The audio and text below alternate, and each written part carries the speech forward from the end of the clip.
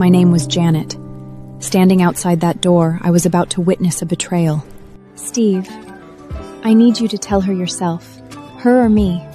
Make your choice. Don't mention her name. Not now. Isn't she just an adopted daughter? What's so great about her? Don't bother. He is just a man. Take him if you want him. Janet, it was Jocelyn who seduced me. I was just momentarily confused. I don't want something that Jocelyn has touched. Steve, let's break up. Who do you think you are? He dumped you, bitch! What's all this noise so late at night? You're about to get engaged.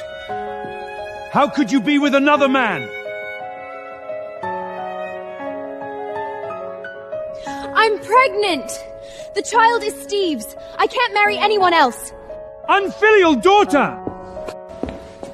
Bernie, why are you yelling at Jocelyn? Janet is also a daughter of the Lind family. Let her marry into that house instead.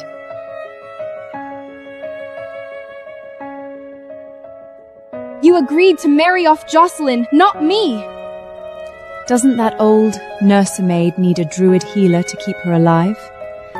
Marry in Jocelyn's place, and we'll pay for it. Hannah was my nursemaid. She was gravely ill. Without those healing coins, she would not survive. Fine. I will marry him. Back then, I had no other choice. But what I never expected was that this unexpected marriage would be enough to overturn my entire life. The groom was late. That was probably the first gift that man gave me. As for my husband, all I knew was that his name was Arthur, a bastard of the family.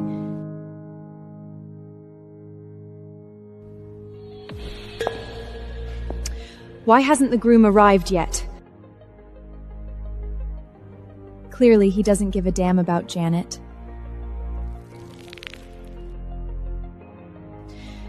Janet, marrying a man like that? Looks like you're in for a rough ride.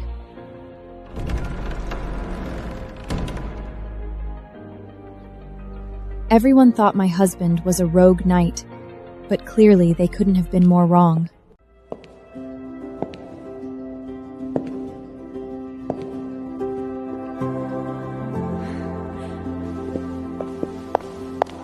Are you the groom's older brother? The wedding hasn't started yet. You must be the bride? I'm Arthur.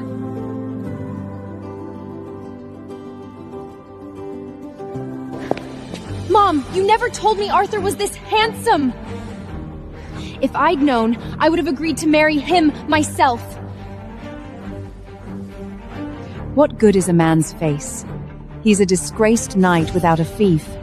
A perfect match for Janet. I'm late. There were matters to take care of. It doesn't matter. That gem badge.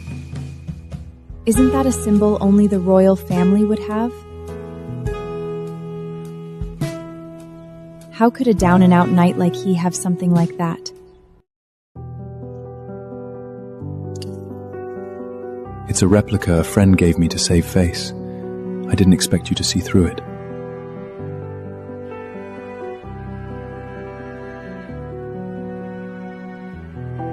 I heard Miss Lind is a socialite.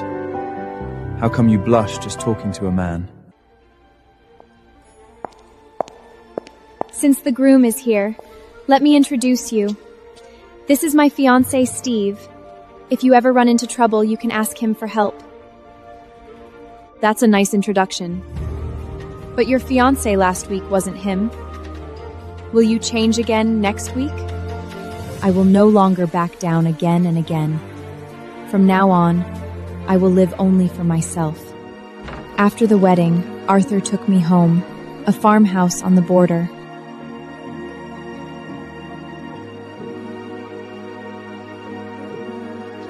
This is my home. Make do with it.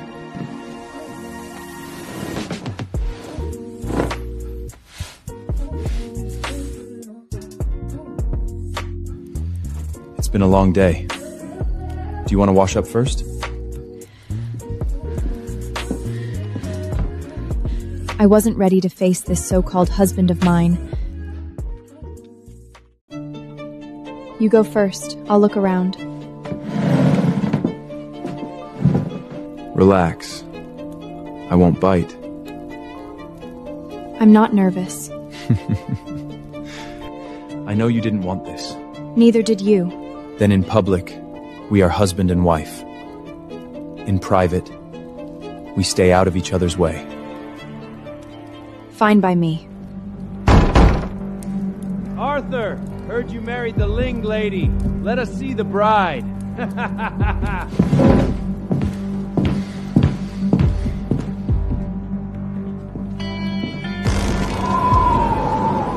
Well, she really is pretty.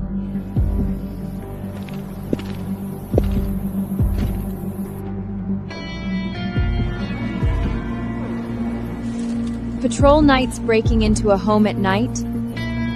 That's enough to get you dismissed. Should I ring the bell? You're ruthless. Let's go.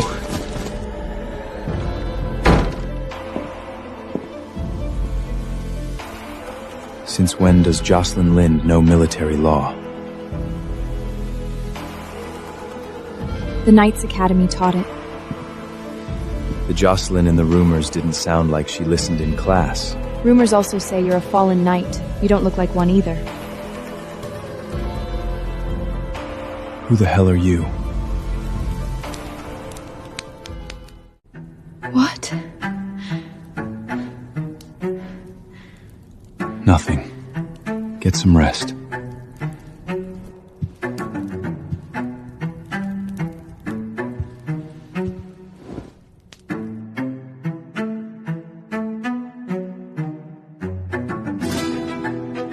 This was not something an ordinary fallen knight should have. Searching your husband's things on your wedding night isn't a good habit either.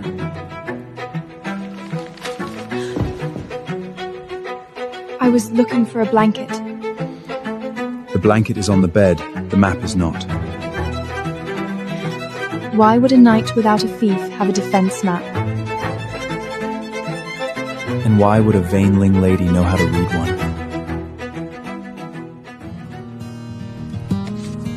Relax. It isn't for rebel.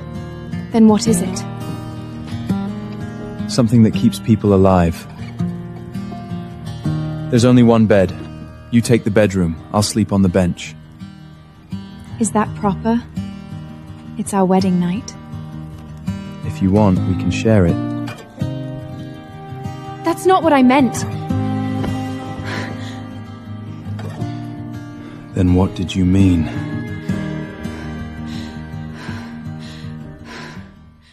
I just want to sleep alone.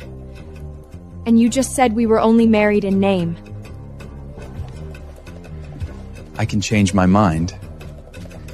Being a real couple seems like a good option. After all, you look like you want to consummate the wedding. I do not. Is that so? You look like you're inviting a man to share a bed with you.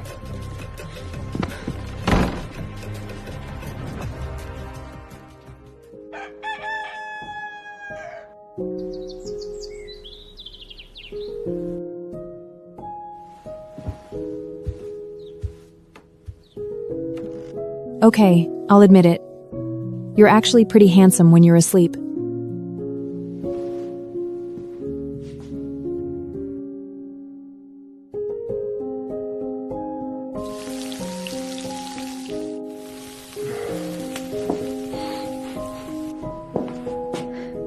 Breakfast is ready. Would you like some?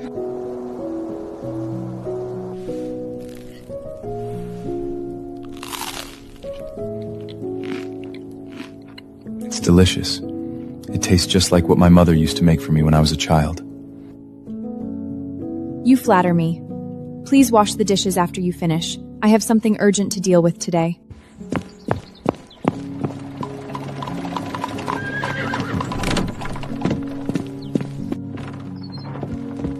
Your Majesty, I've brought you breakfast. Oh, great King of Knights! You're not seriously planning to stay married to this woman and live a normal life, are you? Good timing. You go wash the dishes. Didn't you send me to investigate? Jocelyn Lind is a promiscuous and foolish woman. You were only pretending to be poor to get rid of her, but now you. Prepare some jewelry. We're going to her place later. She went back to Lingkeep alone. It won't go smoothly. Yes, Your Majesty.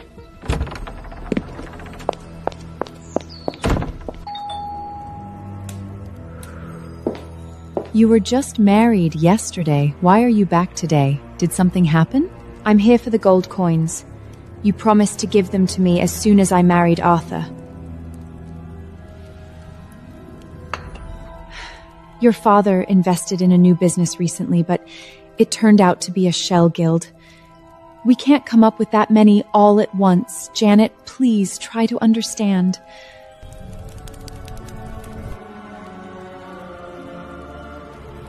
That's not what we agreed on. Once your father and I get things sorted out, we'll give them to you. I still have a few dozen gold coins. I'll give you those first.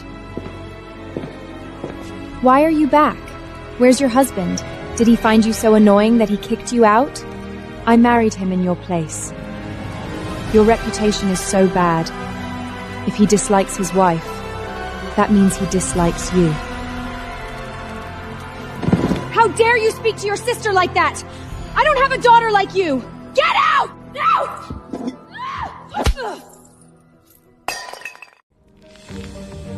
So you dare bully my wife right in front of me? Let go of me! I bet he's here to borrow money too. We don't have a single coin to give. What are you doing here? I had intended to bring some gifts for your family. But I hear you don't even acknowledge her as your daughter. So I suppose these gifts are unnecessary now. Who do you think you're fooling playing the rich man? What good could a down-and-out knight like you possibly have? Exactly. Even if you wanted to give us something, we wouldn't want it.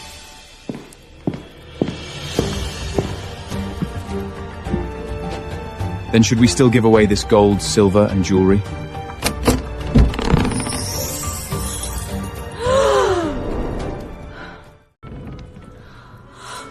Are you crazy? Using fake goods to trick them? They'll definitely find out. I never give fake goods. This is no time for you to be stubborn. Fine, if they find out, just say I bought it.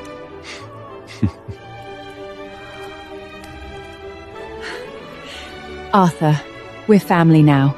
You don't have to bring gifts when you come. Besides, these are too valuable. How could we accept them?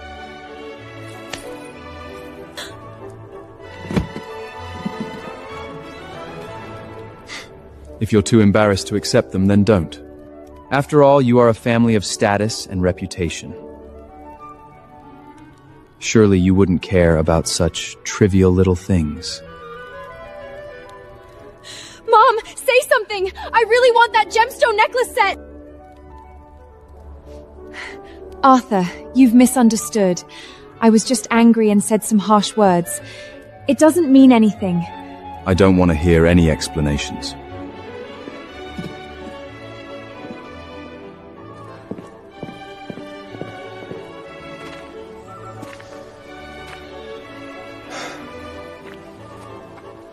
Why didn't you tell me you were going to see your parents? I didn't plan on visiting them. I just happened to pass by. Did you hear our conversation? I only heard your mother say she didn't have a daughter like you. Did she say anything else? How could you stand up for me after hearing just one sentence? What if it was my fault? The Linds are not to be trifled with. I don't care. Every time I returned to Linkkeep, they humiliated me. But today, seeing the frustration on Fiona and Jocelyn's faces, I felt nothing but satisfaction. Where did you get all that jewelry?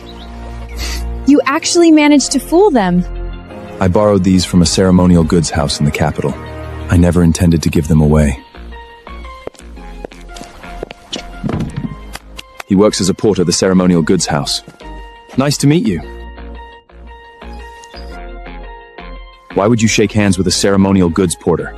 Don't be like that. He carried all these heavy things for us. We should thank him. I didn't expect a ceremonial goods house to be so considerate, even sending one to carry the goods. Nothing's broken, is there? How many gold coins would we have to pay if anything was damaged? Don't worry about damages. You can return them to us anytime. I didn't know whether these gifts were real or fake, but I knew that Arthur had stood up for me.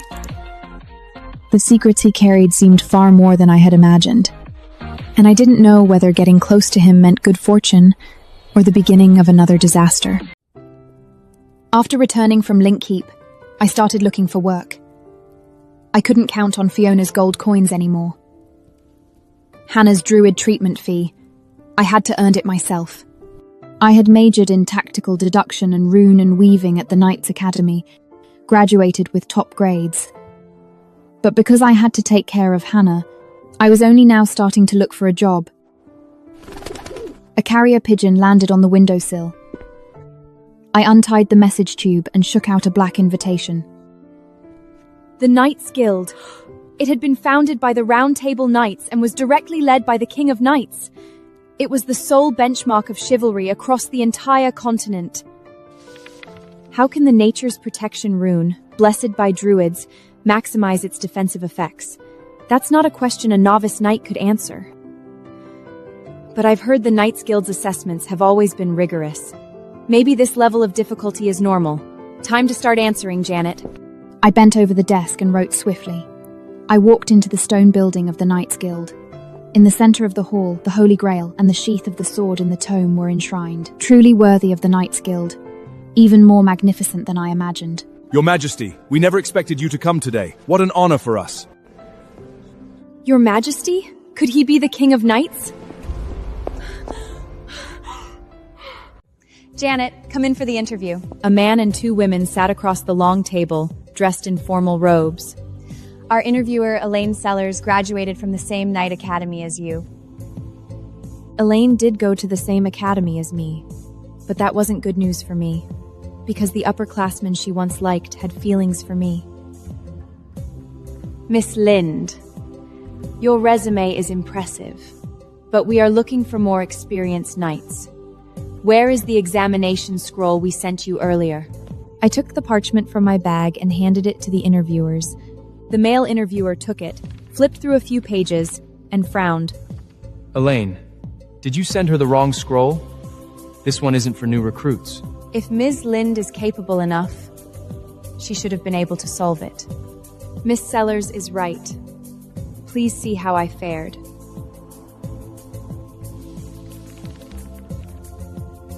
Excellent. In fact, this exam was meant for knights with more than 3 years of experience. Elaine said nothing. She stared at the roller and shook her head in frustration. The interviewers asked a few more questions, and I answered them effortlessly. After I left, the two interviewers couldn't stop praising me. She is a talented young tactician. Our guild needs someone like her. Exactly. It would be a shame to miss out on her. Elaine tossed my resume aside. Her eyes blazing with anger and disgust. She is not right for the Knights Guild. What do you mean by that? You gave a new recruit an advanced exam, she solved it, and now you say she's not suitable? She picked up the discarded resume and leafed through it. Janet Lind, graduated top of her class at the Knights Academy. Her mentor's letter said once-in-a-decade talent. Do you have some personal grudge against her? Her reputation at the Knights Academy was already bad. She specialized in stealing other people's crushes. The Knights Guild never accepts those with despicable hearts. Then we really can't hire her. She's just a new recruit anyway. Rejecting her is no big deal. The interviewers threw my resume and test papers into the wastebasket. A carrier pigeon landed by the bedside of the farmhouse. I took the letter off, my face full of disappointment. I didn't pass the Knights Guild interview. It was disappointing, but I was not discouraged. I could still write to other merchant guilds. Maybe they needed a novice knight? I took a piece of bread from the kitchen, eating it while reading the parchment. The sound of a key turning came from the door. Arthur walked in, wearing a black tunic and faded knight's attire. He collapsed onto the bench with a long, weary sigh. He turned his head to look at me, and his gaze fell on the parchment on the table. Are you looking for a job? I graduated, so of course I need to find work. I made some bread. Do you want some? Arthur looked at me. I wore light makeup and a simple but elegant knight's everyday tunic. His gaze fell on my lips as I bit into the bread. If there's extra, I'll have some. I placed the bread in front of him and sat across from him. Arthur's gaze fell on the Knights Guild brochure under my resume. He picked it up. You interviewed at the Knights Guild? I stared at the parchment in my hand without looking up. I did, but I didn't get in. I'm looking at other guilds now. Arthur took a small bite of bread and put it down. Why did you fail? Did the interviewers tell you why? For a fake married couple, he was asking too many questions. Maybe it was just bad luck. One of the interviewers was an alumna from my Knight Academy. She's held a grudge against me for a long time. Probably she didn't want to hire me. Arthur's expression darkened. He nodded and said nothing more. I continued reviewing guild information and organizing materials for the next day's interviews. Then I stretched and looked around the small farmhouse. It was cluttered, decorative pieces piled haphazardly on shelves, a few old newspapers and withered flower pots on the windowsill. This place felt like a temporary shelter, not a home at all. But since I was going to live here, I couldn't stand the mess. I began tidying up. As I held a thick stack of old newspapers in my arms, I glanced at Arthur, who was sleeping on the bench. Strange. He always gives me a familiar feeling.